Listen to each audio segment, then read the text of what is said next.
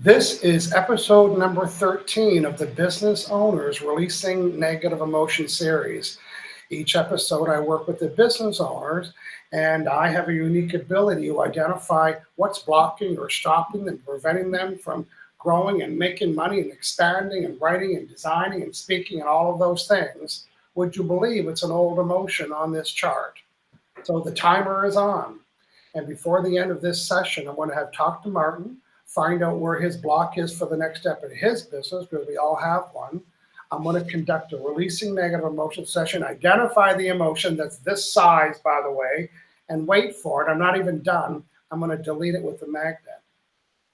Hey, everybody, my name is Michael Losier, and I'm at releasingnegativeemotions.com. I live in beautiful Victoria, BC, Canada, on an island on the West Coast. I have 1,700 clients in 16 countries, so I can work with anybody, anywhere, which brings us to one of my farthest away guests. Martin, hello there. Introduce yourself to our friends. Hey, Woody. I'm Martin Starkey here. I'm in Sydney, Australia. Okay, very good. Well, welcome, Martin. And Martin and I are colleagues on LinkedIn, and he's writing a book, and he's a speaker, and we have a lot of things in common. We share the same values and vibes. You know, it's all about the vibes. So in today's session, I'm going to demonstrate my ability to connect with Martin, almost like if I was connecting to his Wi-Fi. You know how everybody says, oh, everybody in the world, we're all connected? Oh, I hope not. I don't want to be connected to everybody. I want to choose my connection. So in the work that I'm doing, what's really important is that I connect with one person at a time. I don't want to connect with anybody because I'm at risk of taking on their emotions. And what does that mean? Well, I'm going to be using muscle testing. That's a yes answer. That's a no answer. I'm going to connect with Martin, who's in Australia, and I'm in Canada. That's pretty farthest the way it could be. And when I get connected, my fingers are going to lock in. That's a yes, that's a no. That's a yes, that's a no. And I can only ask yes or no questions. And every question that I'm asking, wait for it, every question that I'm asking has a file on it. So as I'm asking the questions, I'm going to say, I want to do this in my business. Let's go to that file. And you know what's going to show up in that file? One of these. And this is an old emotion left over from an old event. What does that mean? Not Martin in particular, but maybe it was the time when we were wanting to, you and I, or early, we wanted to speak somewhere and somebody kind of rejected us and we left there and we had the emotion of rejection and we never processed it. So now what is inside the file folder called I want to do speaking engagements? Boom. So the emotion of rejection comes up. So I'm going to pave the way for Martin to step up, move forward, create and develop, get gigs, get inquiries, get connections, get opportunities. And I don't know whether he can do that or not now because I haven't measured it. But like everybody else, like me and Martin and I, we have old experiences. And these old experiences are kind of popping up for us, right, Martin? Can you think of times when an old story pops up or an old negative thought? Oh, absolutely. As a speaker, one of my biggest barriers is around perfection. Yeah. And I've had a tracheotomy, so this is my normal voice. So as a speaker, that booming voice is a bit of a barrier because I have to use my diaphragm to really project my voice. So really it's around keeping the perfectionism at bay while still having that booming speaker voice when this is your normal voice. So it's almost the negative emotion of having a tracheotomy. Well, and it's your emotions. You know, we can't deny them. I'm going to tell you a quick little story, and I'm not trying to name drop, but I was interviewed by Oprah Winfrey 4 times, and I had my own radio show, the Oprah Winfrey Network, and I was 4 years before I listened to the Oprah interviews, and I did 4 of them. People would say, oh, I love the interview. I love it. They kept referring to what we talked about. So I thought, and I had a lot of chopped, you know, because I thought my voice was to this and to that and all the blah, blah, blah. So guess what? Once I removed that story, hello, we're going to do the same for you. Martin, we're at 10 minutes and 20 seconds left. Hey, if you're watching, everybody, I'm going to start the process, and I'm going to become Martin's proxy. That means on Martin's behalf, I'm going to do it for him. What am I going to do? I'm going to identify the baseball-sized emotion that's left over from an old event. And when I access it, I have the unique ability to release it for him with a magnet. The magnet's the only thing that can dilute energy.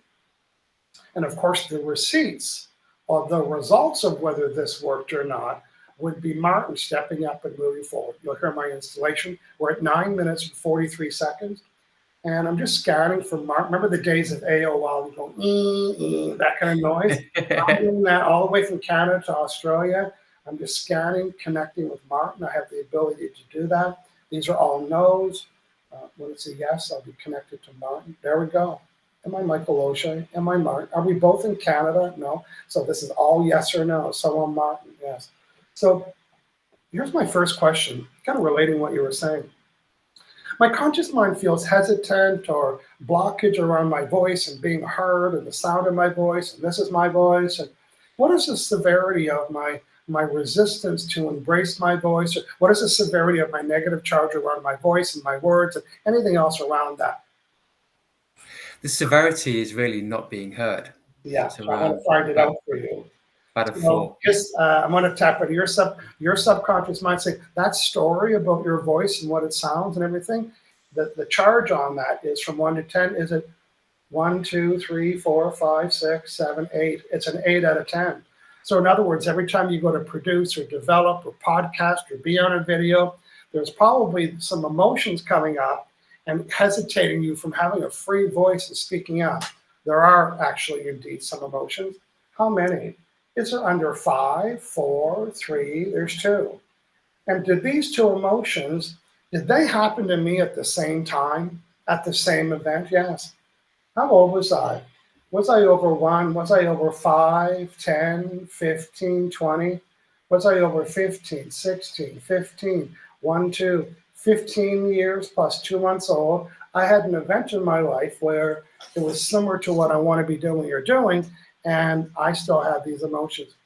Are they on the trauma sheet? Is it A, 1, 2, 3, 4, 5? Is it A51? Yes, A52, 3, 4, 5. So A51. So these, through my asking questions, Martin's had an experience, and his subconscious mind had 2 emotions about that event, and they're not processed, so they're popping up. And the first one is this trauma feeling of barren, and that needs to be left alone. It's like, hello, where did everybody go? So whatever that emotion was, so that's a yes. Is it the trauma of feeling barren? Yes. I'm releasing it right now because I'm connected to Martin. I'm releasing this trauma of feeling barren, meaning left out in the field or left alone. The next one is a significant one. Both men and women have it, and it's very significant. This next one is called the trauma of loss of femininity. And what it means is the loss of your voice and the loss of your power. And it's an old experience where someone says, you shut up. Who do you think you are? Who do you think you are bragging about that? You can't do that. And right here, you know how the expression, we gave our power away?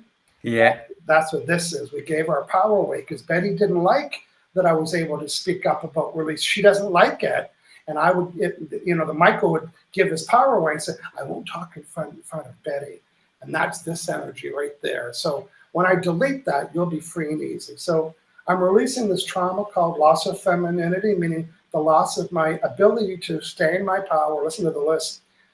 I'm releasing any loss of femininity, stopping and blocking me from speaking up, having a voice, claiming my expertise, liking what I like, liking what I don't like, not caring what other people, if they like it differently, having a position, having a point of view, speaking up, having a voice, and owning all the things about myself. Still releasing that emotion. Okay. Now what is the severity that my voice might be in the way for me to speak up and have a podcast and do speaking engagements and be guests and have a voice? And before today, that blockage was 5, 6, 7, 8. And now is it under 10, 9, 5, 0? So now this is your beliefs about this. So is it okay for me to plot and plan some introductory signature presentations and be expected to talk and have a voice and claim my expertise, both in the writing of my new book and speaking and interviews and all of that? As I'm hearing about all these opportunities for me to speak up and have a voice, what trapped emotion on the chart's coming up? Under 5, 4, 3, 2, 1, 0. So is this okay for me to step up and move forward and have a voice? Yes, it's okay. Is it safe? Yes. Am I worthy? Yes. And do I believe it? Was this okay before today? It wasn't okay before. It wasn't safe before today. I wasn't worthy, and I didn't even believe I could ever do it before today, and now I do. And as we're wrapping up, you stepping up and moving forward at 4 minutes and 32 seconds, having a new voice, claiming your expertise, liking what you like, having boundaries, communicating boundaries, having a message. Is there any other trapped emotion on either chart that would be ideal connected to this so I can step up and move forward? There's one. Okay, this one's another good one. Well, they're all good, but this is one of my favorites. I'm releasing this energy called creative insecurity.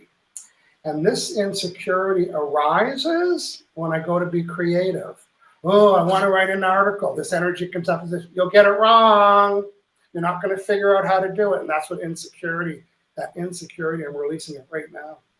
I'm releasing this creative insecurity that's blocking, stopping me from creating and developing and plotting and planning and brainstorming, doing this and planning my business and my speaking and my this, and just all that flow of juices and ideas and no fear and no limitations and just going on, flip charting and markers and crayons and sprinkle and everything else. Is it okay for me to get excited, engage and plot and plan a full life and business surrounding my the things that I like to speak up for? Is that okay? Yes. Is it safe? Yes. Am I worthy? Yes. Do I believe it? Yes. And am I done? Yes. Okay, let me disconnect. Okay, Martin, I'm going to give you 1 minute to settle into that. Hey, listen, if you're joining and you're thinking, wow, I would love to have one of those. Well, if you check out my releasingnegativeemotions.com business, I have a package where there's over 100 of these sessions in that package. And today, Martin had one. And what I know about law of attraction, here's the brief definition of law of attraction. It matches vibrations. And Martin has a brand new vibration today. He could not. You know, when you release a negative vibration, then the overall balance of your vibration gets changed. It's a math equation. And now that Martin has a new vibration, he gets what he vibrates. And he's in the process of building and creating and developing. And this is the perfect time to come up with all these ideas because there's nothing stopping your creative process. So just know that law of attraction is always eavesdropping. And everything that we're giving attention to is causing us to submit an order. So Martin, as you're daydreaming about being on stage and having a podcast and finishing the book or the book tour, as you're doing all that, know that you're actually submitting the order. And the only thing that would dilute, is it dilute or dilute? I'm going to say dilute. The only thing that would dilute the desire would be an old negative emotion that would cancel it out.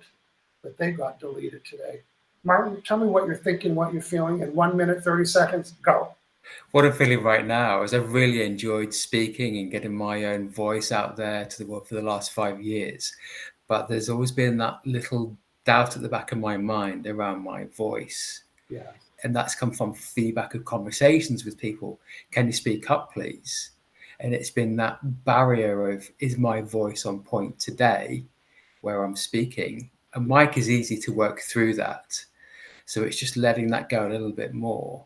Yes. And the actual emotion is obviously the trapped emotion from the tracheotomy and all of the pain and trauma associated with that, because I don't think those things ever leave you.